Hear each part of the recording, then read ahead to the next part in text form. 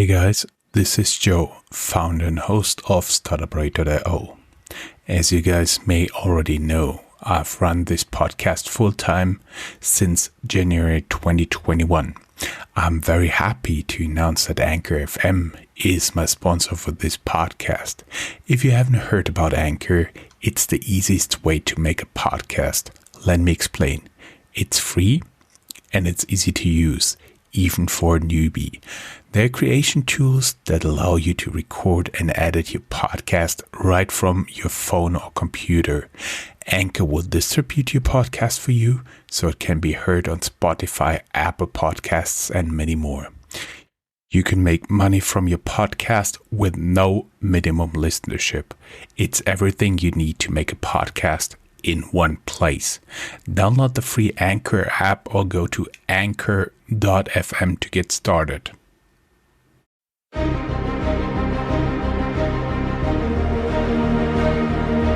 Welcome to Startuprad.io, your podcast and YouTube blog covering the German startup scene with news, interviews, and live events. Hello and welcome everybody. This is Joe from Startuprad.io, your startup podcast and YouTube blog from Germany. I'm right now here in Bad Homburg.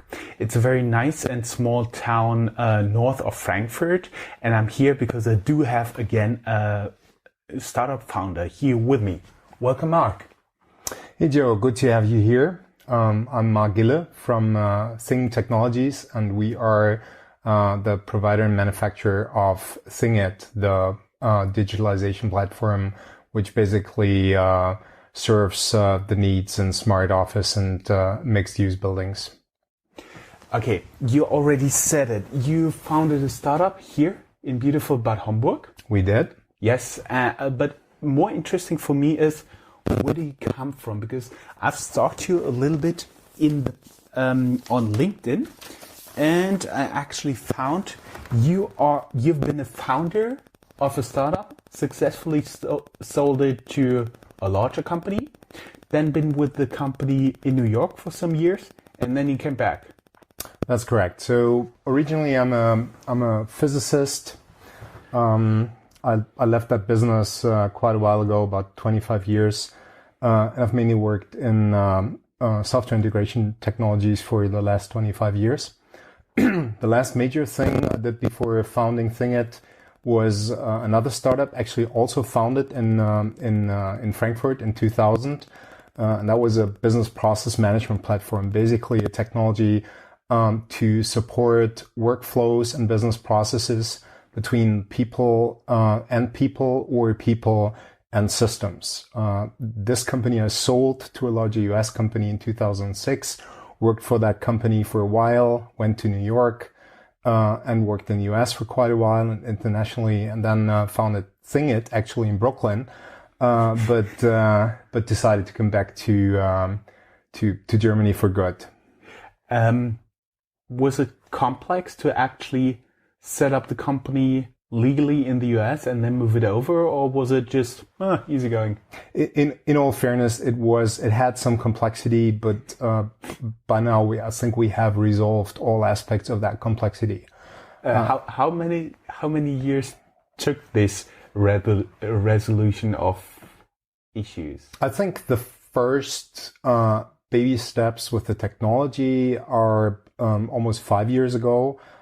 We started the business with a small company in Brooklyn 4 years ago. 1 year later, we founded the GmbH in Germany, and then the whole transition process took place. Since we do have a lot of viewers and listeners who are not from Germany, GmbH is a German version of a limited. LTD. Yeah. Limited, yeah. It's Gesellschaft mit beschränkter Haftung. That's true, yeah. Yeah. Limited liability. Exactly. There you go. And what do you think is the most important stuff you learned there that helped you to set up ThingIt? You mean in the US? In general, in your life. I think ThingIt is actually the synthesis of what I did before, and my let's say, experience and ambition from my time at the university. So I did physics and electronics at the university. So I have a little bit of a background in those disciplines. And then I worked for 25 years in software business, mainly on the integration part, and integration meaning, as I said before, interaction between people, but also interaction between people and systems. And what you have in IoT, Internet of Things, and digitalization today is basically the combination of the two things, which, interesting enough, I think specifically regarding system integration, the industry has not fully embraced. I don't think that the industry already understands that a building digitalization is basically a big corporate software system and not just an app to do something in the building. Oh, so many thoughts. Just let me first structure them. First, a building is can be something really, really big and extensively complex. So when I think about the large skyscrapers here in Frankfurt, as well as all over the world, there are huge systems in there, from the network, electricity, air conditioning, plumbing, whatever is there. So they are already highly complex, and you guys are helping too. If you want to stretch that part just for a second before we get back to your questions, there has been a discussion: should we use the term digitize or digitalize? Even SAP, and I'm very fond of that. That one and only big German software company who made it into an area of software probably no one else could cover internationally. They discussed the same thing and ended up with digitalization, which is the initiative to enable business processes in a digitized environment. Sorry for that that side note. Regarding your question on complexity, yes, a high-res building is a complex building regarding the building control functionality you have in these buildings, but that technology has been quite stable over the last 2 or 3 decades. Mm-hmm. So if you look, if you spend some time watching Die Hard with Bruce Willis, that thing where I think that was one of the first movies where building technology was part of the whole plot of the whole story. That is what, 25 years old or something? I don't know exactly. You're referring to the first one, right? The first one, Die Hard. Everybody who's watching this, who's not old enough, go down here in the show notes. You'll find a link to the trailer. Yeah, strongly recommend it. You absolutely should watch that. And be it for the purpose of understanding what building technology and high-rise building has been at that time and basically still is to a certain extent. So that part might be complex, and there have been certain things which have evolved quite a bit since, for example, with regard to energy management. But generally, I'd say that is a part which is well understood. The new aspect is actually how the interaction between people and the building, and more importantly, between people and people in the building for certain purposes, has been evolving in the last couple of years. I think that is the disruptive change we're seeing in building digitalization, as opposed to the complexity of the building control technology, which we have in place for a while. Do you specifically refer to stuff like co-working, large companies with many departments, something like that?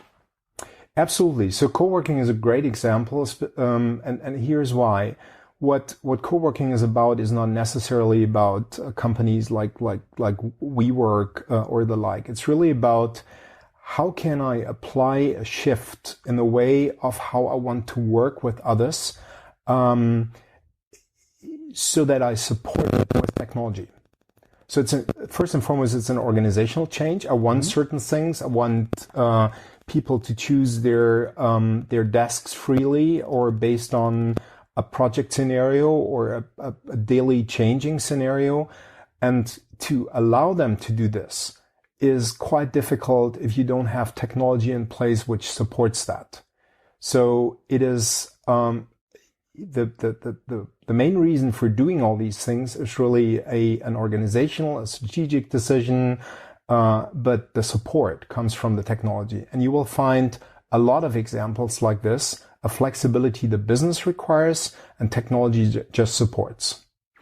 I'm more and more wondering, are you guys actually a proptech company, a IoT company, or something like an enabler of a social network within a company?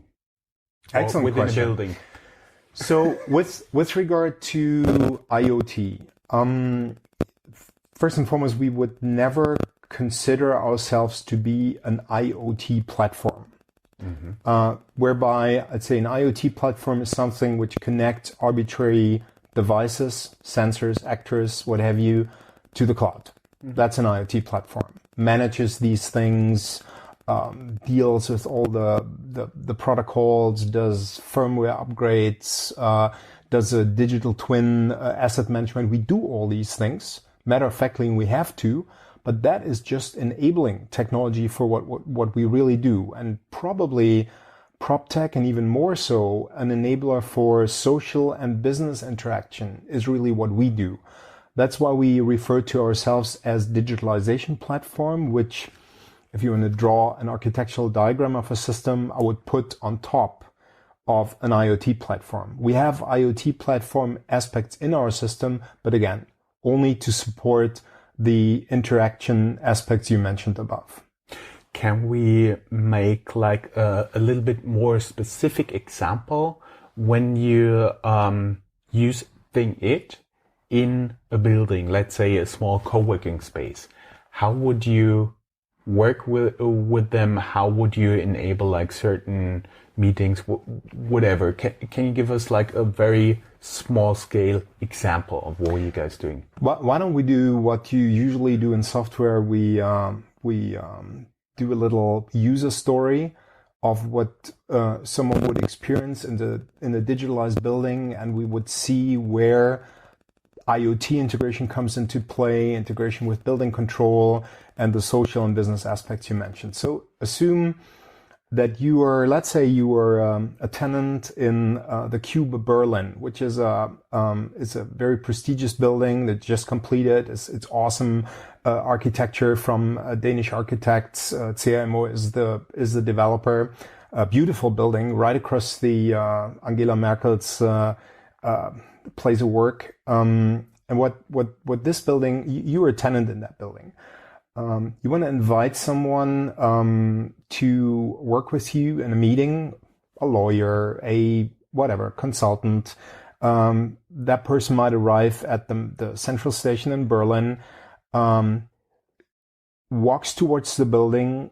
The app, which is part of our system, would notice that via geofence mechanisms, would kind of activate our functionality in the background, and would, as a very first step, let the invitee pass through the turnstiles, call the elevator to the respective floor where where your guest can meet you, even guide you with indoor navigation to that meeting room. In that meeting room, you would be able to control window shades, light, and whatever. Which sounds a little bit gimmicky, because even smart home is not necessarily a technology which has been fully embraced. So why would you do that in an office building? Rest assured that people who can do it, do it. They're not walking, standing, getting up and switching on or off the light with a switch on the wall. They don't do it. They just click the app and they adjust the window shades. They apply preferences and all that stuff. And when they don't have it anymore, they start to miss it. Yeah. I was quite surprised by that part. I always had considered the kind of manual adjustment of the building control elements via the app as not so important, and I was more thinking that energy management scenarios where you automatically adjust these things would be interesting. But even that is something people like. Then. Obviously, this can be easily extended to, let's say, media systems. So if you're in a meeting room where you have to set up a video conference or something like that, that's also all integrated in one app. It's one of the recurring topics, right? That people want to access all of that in one single environment, which knows who they are, which knows the building from a structure perspective, etc. So I would like sum it up. It's a platform you can use from an app that already knows your preferences and sets up the place according to your preferences. It knows your preferences because it first and foremost knows you, right? Which is simply on a software system always involves something like a login, right? Login with multi-factor and your fingerprint or multiple keywords and what have you. But it knows you, and then it knows what you are allowed to do. It knows your roles. Are you a service technician who is in the building to fix something? Are you a guest of one of the tenants in the building to meet up with people there? Are you a janitor providing services, a caterer, or something like that? So it knows your roles and the corresponding entitlements. What are you allowed to do in the building? Which would mean, for example, if I think it through, I have the app, I'm delivery food for a buffet. And it lets me in and can tell me where to set it up. Exactly. Which is exactly what I described before with the guest, but just for the very purpose you just mentioned. Okay, and now another question. If you're a janitor and something got stuck, and can it also tell you where the problem is? First and foremost, it tells you where the problem is from a location perspective, which is in a complex building, a huge benefit, specifically if a janitor usually knows the building because the janitor is working in that building. That is not true for a service technician. So let's assume in our guest invite scenario, the video system is broken. So you want to control it with the app and you figure out, I cannot get it connected to my partners. So the next thing is you file an incident, which is also part of our system and part of how a building should be digitalized. So then the next thing is that service technician comes from outside. Well, first and foremost, they will check it remotely, which is also done with our system, right? And if they figure out they need to come and fix it on site, then all the aspects of getting in, the access control, and finding the device or whatever they need to fix is part of the mix. And as you said before, probably a remote analysis of what the problem might have been and what they need to bring in terms of tools, in terms of replacement parts and all these things. All this comes together, and you're probably referring the last bit to predictive, right? I might even predict that there might be an issue with the device, a plant or something. If you think more shopping mall or something like this, and they have big fans or thermal control loops or something, and you can predict from, let's say, the power consumption of a combined heating and power unit that there is something wrong, and then they can initiate something before the thing really falls apart. And now I think I have understood what the platform is, right? And your company underneath it is called Think Technologies? Correct. Okay. But who would be your client? Would it be like the company who builds that actual building, the owner of the building, the landlord who rents some of the offices, or the tenant within those co-working offices? And the answer is actually a great question. The answer is actually all of them. However, I'd say the different roles you just mentioned might focus on these things at a different time. I think for the developers, it is not 100% clear yet how they would monetize such an investment. It might be for a while that it's just for a prestigious building you do this because it's just cool, and you can your rent or your sales price might just increase. This is a fair bet, but I guess this will not last. But is that something you can pass through to the tenants via rent? In Germany, obviously not, because we have Nebenkostenabrechnung and guidelines for that. So that part might be a little bit more complex, has to be a separate business, etc., etc. So let us assume that a corporate real estate tenant wants to do these things. A lot of that can be done I mean, you need hardware, right? Mm-hmm. If you want to do desk or space utilization, for example, you surely need sensors which would detect whether a desk is occupied or you have 3 people in a meeting room or what have you. Now, that part can be done with retrofit and sensors paid by and installed by the tenant. It's getting a little bit more complicated and complex if you want to connect to the existing building control, or even more so if you want to do access control, which is one of the probably most important use cases from a benefit, from a return on investment perspective. But access control you cannot do without the landlord, i.e. the building developer. And access control is something that can get very difficult, just for a very simple reason, because for example, somebody gets an entrance card and at this point he is permitted to get into the building. But what, like in 2 days, in 5 days, down the road, maybe you cancel his contract, whatever, or for example, outsourcing, carve out, whatever, and half of your employees are not permitted to enter that part of the building from next week on. Yeah, thank you for that curveball. So modern access control system at least gets you to the point that if you use a key card or whatever token-based mechanism, or even an app issued from that access control company, you always can assign entitlements to enter certain parts of the building via the system they provide. Obviously, this is quite far away from the business context. So it's really, you need to know that you have access to that part of the building, and even the part that the building structure has to be known is not fully supported. But the interesting mechanism is do that without a key card, do that with a phone, and even more importantly, do it based on the business context. Entitlements are granted to people. So you would no longer have someone who needs to understand the web user interface or whatever you are getting of such an access control system.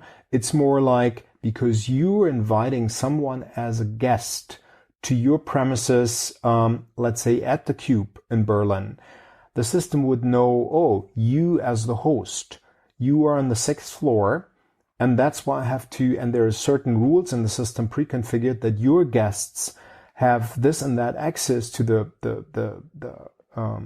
floor your company is on, the roof deck, and surely through the lobby and the turnstiles and maybe the parking garage.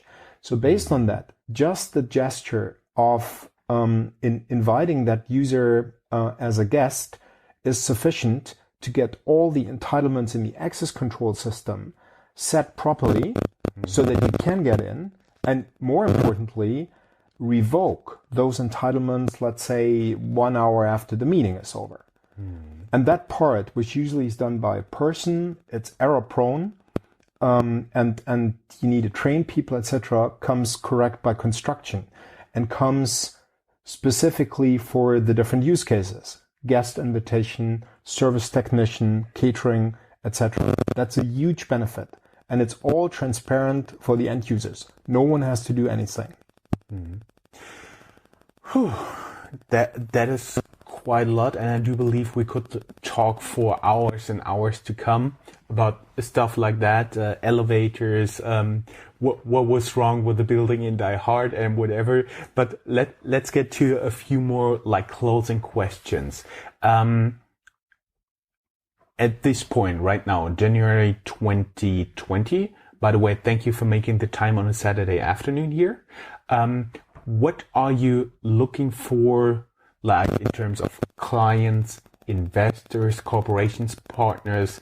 If somebody watches this video, what are you looking for right now? So our situation in the market at the moment is the following. You seemed to be overwhelmed by the complexity we're discussing here, and rightly so. It is overwhelming. It's even overwhelming for us. So the scenarios we are foreseeing now are already huge, and there's much more to come. New sensors, new business cases, etc. And we have made the bet from the beginning that we would aim at that breadth of functionality rather than focusing on a specific functionality like room booking or space utilization or whatever. So we do the whole enchilada from access control to indoor positioning, location, navigation, etc., etc. Now, that bet had paid off because we matter of factly build it. You can see it in production. You can see it live. And people have a demand for that breadth. I think everybody who thinks about a blueprint for what they want to do in their building or at their locations is thinking broader than they initially expected. Now, which means that the market is there. We have no problem at all with the market, and we have shown that our technology works, so we're in a pretty good position to roll it out into the market. Now, the digitalization game is a game which is never ever done by one single company. Let's say the underlying data center technology comes from the big players who get you the hosted systems and everything, so check. Mm-hmm. Maybe even some IoT technology which helps to connect the sensors. Then on top, what we do. That is by far not enough. The very first thing is hardware. Either existing hardware, building control, or something you add newly to a building in a new development, or all of these little funky sensors you can do specific things with, like smart cleaning or what have you. They all come from different manufacturers. There's no way out, right? Mm-hmm. There's no way out of a zoo of service and technology providers in that mix. So that zoo has to be orchestrated. A significant portion of our business concept is that we have been aiming at a well-functioning partner network right from the start, and the hardware vendors are great partners for us because they are almost 100% incentive aligned with what they do. So let's assume all the hardware stuff, integration, and what have you is sorted out. Then the next question is, if such a complex solution is configured, who's maintaining that solution? Who's operating it? Who's the mix of community manager, technical operations, which you did not have in the past, compared to now? And that's another profile where you need companies doing that, right? As well as for the hardware vendors, we have already set up a great network of service providers for that part. Companies like eShelter Security or GMS here in Frankfurt help us add clients to do that, and they are even the let's say digitalization facilities managers at our big sites. Mm-hmm. Right? It's not something we do. So you definitely need that network. There's no way out. We deliver the platform, but the services and the hardware around that comes from partners. Talk about investors. Well, we just closed a Series A financing round of 4.2 million in October last year with proptech One from Berlin and Copalion from Cologne. Great investors, but we are still looking at least one or two more rounds, maybe a second closing on the Series A, mm-hmm. Where we might just onboard some more investors into the framework we already have from that Series A round we just closed. And surely, as we have an ambition to work internationally, we have a good footprint from our history in the US. We understand US business, probably, forgive me that arrogance, a little bit better than most of the the startups from Germany who've never been in the US do, right? We have done business in the US for 10 years as individuals, my co-founder Klaus Berwig and I. So we know how they tick. We have an angel investor from the early days in the US who helps us a little bit as a stepping stone. We have a team in the US in Birmingham, Alabama, believe it or not. Great place to have people on board. And so we have not only an ambition, but good first stepping stones into the US. And should we really broaden the business into the US as we currently plan it, I'm pretty sure our Series B round will involve international investors. So we are doing this because it's sponsored by Invest in Hessen. You actually came back from the US to be back in Hessen. Why did you do it? Why you guys are here? In all fairness, one reason to come back was that I already had founded my last startup here in Frankfurt, and I had good experience with the location. But surely there are a couple of very clear arguments to do that. First and foremost, the connectivity. We have a functioning airport, as opposed to, let's say, other hip startup cities in Germany, and it's an international airport, so I can get everywhere from here in no time. The same is true for railway connectivity, so that's a big plus for sure.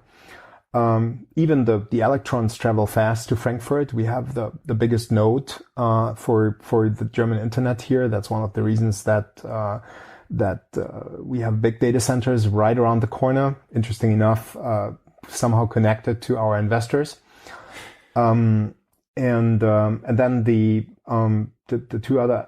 two or three other aspects are we have a quite a bit of a functioning investors network, not necessarily comparable to let's say Berlin, but well functioning. It starts from there's a great business angel network here. Here in Hessen, which supports early startups. If it's getting bigger, you go broader anyways. So locations. I mean, you don't need to stick to your hood to find your Series A investor. As I said regarding my Series B investors, so it's more important to have the angel investors close by. We have a very well functioning, great chamber of commerce here. The IHK Frankfurt is very supportive to help startups. The banks, well, what can I say? German banks and startups still in its infancy. It's sometimes I feel it's a shame. How well. Startups are supported by banks. I hope that is going to change, because otherwise it's a big change for this country. In certain ways, we need this culture, even with the banks. So the last bit is probably what is the work environment? What's the education environment and the work environment? The region has great universities, Frankfurt, Darmstadt, Offenbach, for all disciplines we need. Technology, design, and so forth. There's no reason to go somewhere else. There's a great pool. Friedberg, I haven't mentioned, Technische Hochschule Mittelhessen. You need the mix of people, and we have good universities to provide those. And then finally, the quality of living here. Frankfurt is small. Wiesbaden is small, but they're both rich. Hence, you have the culture coming with prosperity, and then if you wanted a little bit more rural and hip, certain places in Offenbach or so would do. So it's not bad even for younger people to live here, and then you're close to nature in no time, right? If you like mountain biking, or if you like running or hiking or whatever, even windsurfing. Right, this is all something you can do close by. So I think it's a great mix, and definitely one of the locations in Germany you look at. Where do you see here, like regionally, on state or city level, where they can do some improvements? Yeah, I mentioned the banks and the support culture for financing a startup. I think we're not there yet. Other than that, there could be more cross-discipline initiatives, which I'm seeing in other cities. The roundtables you get, the meetup places to do something, the whole enchilada maker spaces, then interaction with the industry, which we do have.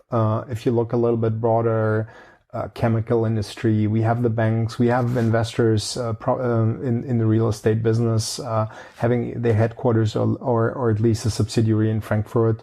I'm not seeing the networking initiatives yet, and although as I said before, the Chamber of Commerce is doing a great job to try or to facilitate that, but there are areas for improvement we all could contribute. And we also do. I mean, we give you an example as part of that initiative with the Chamber of Commerce. We do consulting for students and pupils to give them advice on what they should do for a living, and we constantly take people for an internship to either 2 weeks during their school time or a longer period for a diploma thesis or master thesis or what have you. Mm-hmm. Final question. If you would describe your life either as a book title, as a movie title, or a combination of both, what would it be and why? And I'm wondering if you'd say Die Hard. I'd rather say Driving in the Fast Lane. Mm-hmm. As in, I think with all I did, and I should say the team, because you never do things alone. So I always had, actually, interesting enough, most of the people we work with here or in the US are long-term fellows. Mm-hmm. So when I talk about myself, I surely talk about more the myself and the group I'm working with, but all of us rather looking at the next step and moving forward and trying to change things rather than rely on the status quo. And because we usually do this with good speed, I'd say the fast lane it is. Great.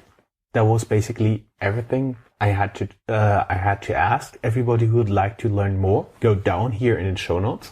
There'll be a link to your LinkedIn profile, the company website, and all the things we talked about, including a link to a trailer of Die Hard #1. Great. Thank you. Thank you so much.